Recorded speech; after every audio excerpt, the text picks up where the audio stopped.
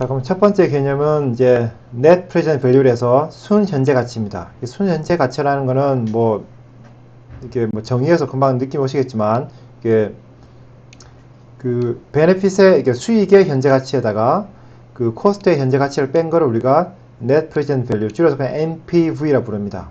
그리고 이제 NPV 룰이라고 있는데 우리가 이제 투자를 결정할 때 투자를 할 수 있는 옵션들이 여러 가지가 있고 그 중에 이제 어떤 투자 옵션을 선택할 것인가 할 때 쓰는 룰 중에 하나입니다. 뭐 다른 룰도 많이 있긴 한데 가장 파퓰러한 방법이고요. 그리고 가장 직관적입니다. 어떻게 하냐면 여러 가지 투자 옵션 중에 NPV가 뭐 당연히 가장 큰 거를 투자를 한다라는 룰입니다. 자, 그래서 NPV와 NPV 룰을 적용해서 한번 몇 가지 사례를 한번 보도록 하겠습니다. 자, 한번 보시죠. 여기 보시면 이제 예를 들면 이제 투자가 이제 채권을 사는 게 있고 저축을 하는 게 있습니다. 근데 그리고 이제 1년 뒤에는 둘 다 110을 줍니다. 근데 뭐 잘 아시겠지만 내가 이게 저축을 하는 거랑 그러니까 적금을 드는 거랑 사실은 채권을 사는 건 사실 똑같은 거죠. 그런데 만약에 여러분들이 우연히 봤더니 채권의 가격이 90이더라. 즉 여러분들이 지금 90을 주고 채권을 사면 1년 뒤에 110을 받는 거예요. 근데 사실은 110을 받는 건 똑같고 디폴트 리스크는 둘 다 없는 거죠. 근데 세이빙은 100이란 말이에요. 그럼 사실은 이름만 다르지 두 개는 똑같은 거란 말입니다. 그죠? 그럼 이런 경우는 여러분들 어떻게 행동할 것이냐? 당연하게 어떻게 하면 되겠습니까? 비싼 거를 팔고 싼 거를 사는 게 맞겠죠. 싼 거를 사고 비싼 거를 이제 파는 게 맞습니다. 그래서 이게 비싼 거를 이제 먼저 사기 위해서는 사고 이제 싼 걸 사야 되겠죠. 싼 걸 사야 되는데 본드를 사야 됩니다. 근데 문제는 본드의 가격이 90이긴 하지만 지금 여러분들 돈이 없어요. 그래서 어떻게 합니까? 은행으로부터 90을 빌리는 거죠. 90을 빌리고 그 다음에 이제 채권을 사요. 채권을 삽니다. 그리고 여기서 금리는 10%라고 우리가 가정하겠습니다. 왜냐하면 이게 세이빙이 이제 예금을 이제 100 하면 1년 뒤에 110을 주니까 그죠? 그래서 첫 번째 스텝은 은행으로부터 90을 빌려서 채권을 하나 삽니다. 그리고 1년을 기다리는 거죠. 1년을 기다리면 1년 뒤에 여러분들이 돈을 받는 거는 채권으로부터 받아요. 왜냐하면 채권을 갖고 있기 때문에 1년 뒤에 110을 받습니다. 1년 뒤에 110을 받아요. 하지만 동시에 여러분들이 은행에 빚을 갚아야 되겠죠. 근데 은행에서 빌린 돈은 90이고 그리고 이자가 10%니까 여러분들이 은행에서 내야 될 돈은 99입니다. 그죠? 그래서 이제 여러분들이 1년 뒤에는 110을 받고 99를 줘야 돼요. 그래서 따라서 이제 net benefit은 순수익은 1년 뒤에 순수익은 11이 되는 거고, 그죠? 이건 1년 뒤에 순수익이고 1년 뒤에 순수익을 현재 가치하려면 11을 다시 1 더하기 이자율 0.1을 이제 나눠주면 11 나누기 1.1이니까 당연히 10이 되겠죠. 그래서 NPV는 10이 됩니다. 그죠? 그래서 여러분들은 아무 위험 없이, 그죠? 여기는 불확실성이 전혀 없는 거죠. 아무 위험 없이 여러분들은 이제 10만큼의 이제 이득을 얻게 되는 거죠. 그죠? 그래서 여러분들이 이런 행위를 한다면 10만큼의 이득을 얻는 거고, 안 한다면 0인 거죠. 그 10과 0 중에 더 큰 NPV는 이걸 하는 겁니다. 그래서 이걸 하기로 하는 거죠. 그러면 이제 10만큼의 이득을 얻습니다.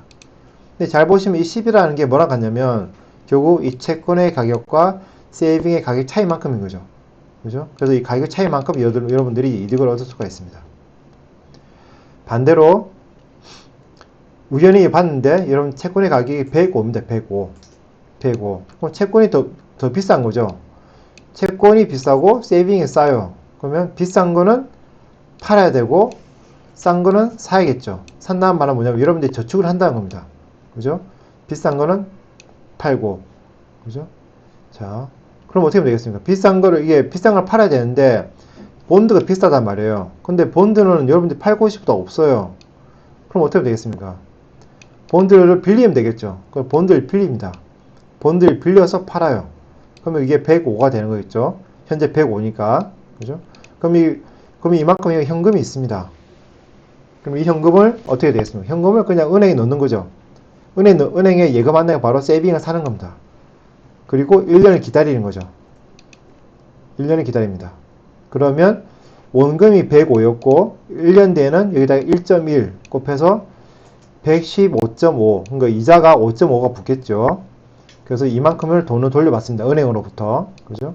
그래서 1년 뒤에 여러분들은 115.5만큼 돈을 받아요. 은행으로부터. 대신에 여러분들이 채권을 빌렸단 말이에요. 그럼 채권을 갚아야겠죠. 근데 여기서 여러분들 아셔야 될 거는 여러분들이 빌린 건 채권이지 돈이 아니에요. 그러니까 채권을 갚아줘야 됩니다. 근데 1년 뒤에 채권의 가격은 1년 뒤에 채권의 가격은 110입니다. 그러니까 채권을 사야겠죠. 110에. 그래서 110에 채권을 사야 되기 때문에 비용은 110입니다. 그래서 110에 채권을 사서 비용을 깎게 되면 순수익은 5.5가 되고, 이거는 이제 1년 뒤에 순수익이고, 이 순수익을 현재 가치하려면 5.5에다가 이거를 1.1로 나눠줘야겠죠. 1.1로 나눠주면 결국 5만큼의 순수익을 얻습니다. 그렇죠? 이것도 보시면 이제 당연히 이제 이 채권 가격 105와 세이빙의 가격 100 간의 차이가 되겠습니다. 그고요. 예. 그래서 이제 이 경우에도 여러분들 투자 옵션이 두 개가 되는 거죠. 안 하면 빵, 하게 되면 5만큼의 이제 아무 위험 없이, 아무 불확실 없이 무조건 5만큼의 이득을 얻는 겁니다. 현재 시점으로 봤을 때. 물론 이제 1년 뒤에는 그게 5.5가 될 거고요. 그죠? 예. 됩니다. 그래서 보시면 이런 일이 발생하는 유일한 이유는 사실은 이 두 놈이 사실 똑같은 놈인데 이름만 다른 거고, 그죠? 그러니까 사실은 가격이 같아야 된단 말이죠. 왜냐면 이게 1년 뒤에 주는 돈이 똑같아요. 110이 똑같고, 그러니까 기대 수익이 똑같고, 동시에 불확실성도 똑같습니다. 그러니까 불확실성이 없다는 면에서 두 개는 똑같은 거죠. 그래서 이름만 지워버리면 도대체 어떤 놈이 본드고 어떤 놈이 세이빙인지 구별이 안 돼요. 그러니까 이런 경우에는 두 개의 가격이 같아야 됩니다. 그러니까 이런 거를 우리가 the law of one price, 일물일가의 법칙이라 그래요. 그래서 만약에 기대 수익이 같고, 기대 수익률이 아니고 그냥 기대 수익, 그냥 받는 돈, 기대 수익이 같고, 그 다음에 리스크의 사이즈가 같다면 그 두 개의 그 금융자산의 가격은 반드시 같아야 됩니다. 그걸 우리가 일물일가의 법칙이라 불러요.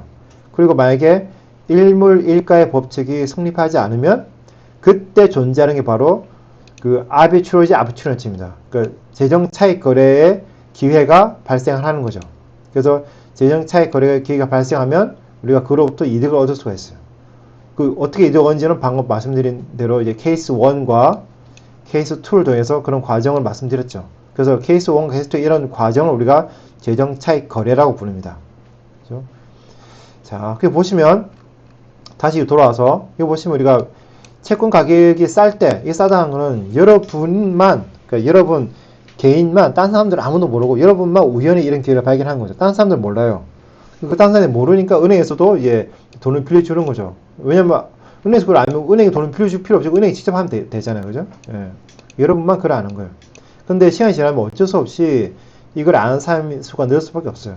그러면 어떻게 됐습니까? P가 90일 때, 그러니까 채권 가격이 90일 때는 보시면 돈을 빌려서 채권을 삽니다. 그러면 이런 사실을 알게 되면 사람들이 점점 더 많은 사람이 채권을 사고 싶어 하겠죠. 그럼 채권 시장에서 채권의 수요가 증가할 거예요. 채권의 수요가 증가하게 되면 채권의 가격은 어떻게 했습니까? 지금은 90이지만 91, 92, 93 하면서 점점 채권 가격이 100으로 가겠죠. 그죠? 두 개 완전히 같아질 때까지. 따라서 100이 되면 그때는 일물일가의 법칙이 성립하게 되고 더 이상 이제 재정 차익 거래의 기회가 존재하지 않는 겁니다. 그죠? 반대로 채권의 가격이 105라면 여러분들이 이득을 얻기 위해서는 채권을 팔아야 돼요. 채권을 팔게 되면 채권의 공급이 늘어나는 거고, 채권의 공급이 늘어나면 채권의 가격은 당연히 떨어질 수밖에 없습니다. 채권의 가격은 현재 105지만 결국 100까지 떨어지겠죠. 그럼 다시 일물일가의 법칙이 성립하게 돼요. 그럼 이것이 의미한 바가 뭐냐면 일물일가의 법칙은 굉장히 스테이블한 안정적입니다. 이게 일물일가의 법칙이 일시적으로 성립하지 않는다 하더라도 이런 재정차익 거래에 의해서 그게 즉각적으로 조정되게 되어 있는 거죠. 그래서 일물일가의 법칙과 재정차익 거래는 서로 간에 보완 관계가 있습니다. 그렇죠? 자, 다른 예를 또 한번 보도록 하겠습니다. 다른 예를, 이게 expected return이라는 개념인데 이걸 뭐 잘 아실 겁니다. 그냥 기대 수익에다가 현재 지불하는 코스트를 빼고 코스트 나눠주면 그게 그냥 수익률이죠. 수익률인데 이게 그러니까 expected payoff, 그러니까 payoff가 수익이 확실치가 않아요. 확실하다면 그냥 payoff라 써도 되고 불확실하다면 기대 수익이 있었겠죠. 그래서 이제 기대 수익에다가 현재 비용을 빼고 그 현재 비용을 더 나눠주면 이제 우리가 기대 수익률이라고 expected return이라고 부릅니다. 이 경우 보시죠. 가장 대표적인 게 스탁과 본드입니다. 그죠? 채권과 이제 주식인데 보면 이 스탁은 이게 주식은 1년 뒤에 막 경기가 좋으면 1,400을 주고 경기가 안 좋으면 이제 800을 줘요. 800이 되는 거죠, 그 가격이. 대신에 이 채권은 경기가 좋든 안 좋든 1년 뒤에 무조건 이제 1,100을 주는 겁니다. 그리고 이 채권의 가격, 이 주식의 가격은 현재 1000이고 채권의 가격은 1060입니다. 그래서 기대 수익률을 계산해 보면 스탁의 경우에, 주식의 경우에 1400이 될 확률은 2분의 1, 800이 될 확률은 2분의 1 해주면 이게 결국 1100이 됩니다. 1100. 1100 빼기 1000이고 그러니까 기대 수익률은 10%가 되고 채권 같은 경우는 무조건 1100이죠. 이건 똑같습니다. 기대 수익은 똑같습니다. 얘는 불확실하다는 것과 얘는 불확실하지 않다는 것 빼고는 1100이라는 숫자 자체는 똑같아요. 대신에 현재 가격이 다르죠. 현재 가격이 얘는 1060, 1060 나눠주면 대충 4%가 됩니다. 그죠? 그러니까 얘는 위험이 전혀 없는 거고, 얘는 위험 자산인 거죠. 그래서 얘 위험 자산인 스탁의 경우는 기대 수익률이 10%, 위험이 없는 채권 같은 경우에는 이제 기대 수익률이 4%가 되겠습니다. 그리고 이때 이제 이 10%와 4%의 차이를 우리가 리스크 프리미엄이라고 부릅니다. 예. 위험 프리미엄이라고 우리 따로 부르죠. 그 위험 프리미엄의 정의는 기대 수익률에다가 그리고 무위험 이자율을 빼주면 그게 바로 이제 리스크 프리미엄이 되겠습니다. 그럼 좀 이상한 거는 뭐 직관적으로는 당연히 채권 그 스탁은 불확실하고 채권은 확실하기 때문에 당연히 직관적으로는 아니면 상식적으로는 채권이 이제 주식보다 더 비싸야 되는 건 맞다고 생각하지만 기대 수익 같은데 왜 그럴까 한번 생각해 보죠. 그런 본능은 있죠. 그런 본능이 있습니다. 그런 본능이 있습니다. 본능은 불확실하면 가격이 더 싸야 된다라는 그 본능이 있죠. 근데 왜 그럴까를 한번 생각을 해보도록 하죠. 그리고 왜 그러냐면 기본적으로 이제 우리가 그 한계 효용이 체감하기 때문에 그래요. 그 이유는 예를 들어서 이제 우리가 지금 예를 들어서 여기가 1100입니다. 가운데가 1100이에요. 1100입니다. 1100. 이제 1100에서 100을 더 벌 수도 있고 100을 잃을 수도 있겠죠. 근데 1100에서 내가 100을 더 벌었을 때 주가가 예상치 못하게 100만큼 더 이게 올라갔다. 그러면 그때 내가 사실 느끼는 행복의 감도는 이만큼 증가합니다. 빨간색만큼 증가하게 돼요. 반면에 이 1100에서 이게 100이 줄게 되면 그때 느끼는 나의 그 상실감, 그러니까 효용의 상실은 훨씬 큽니다. 이 폭보다. 그래서 빨간색의 폭보다 이 까만색, 남청색의 폭이 훨씬 크죠. 그러니까 우리는 본능적으로 현재 수준보다 좋아진 것에 비해서 나빠진 것에 대한 두려움이 훨씬 더 큽니다. 그래서 우리가 불확실성을 싫어하는 거죠.